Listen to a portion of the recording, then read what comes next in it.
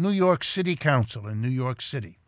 It's currently considering a bill that would require employers in fast food restaurants. And in New York City alone, they have 60,000 employees. We're talking a lot of people here. The bill would require the employers to show cause before they can fire anyone. In other words, currently, that employer can fire any worker at any time for any reason that they don't have to account to either the person they fire or anyone else for what they do. And this bill would say you can't do that. If you can't show a reasonable basis for firing a person, you can't fire them.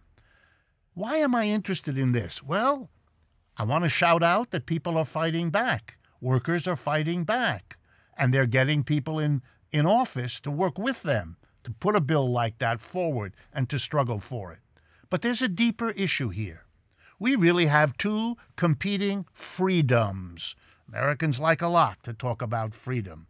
One is the freedom of the employer to fire at will. They want that freedom.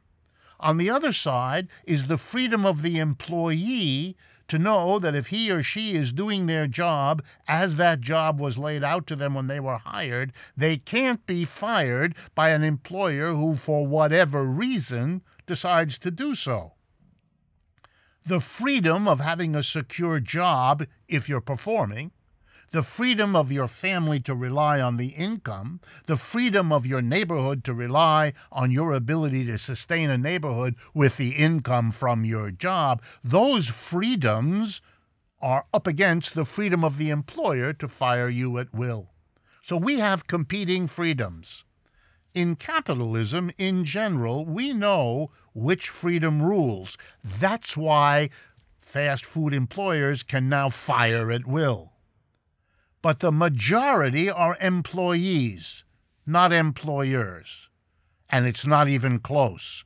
The number of employers is very small. The number of employees, large. Whose freedom should rule is the problem, and capitalism is the system that makes that problem acute.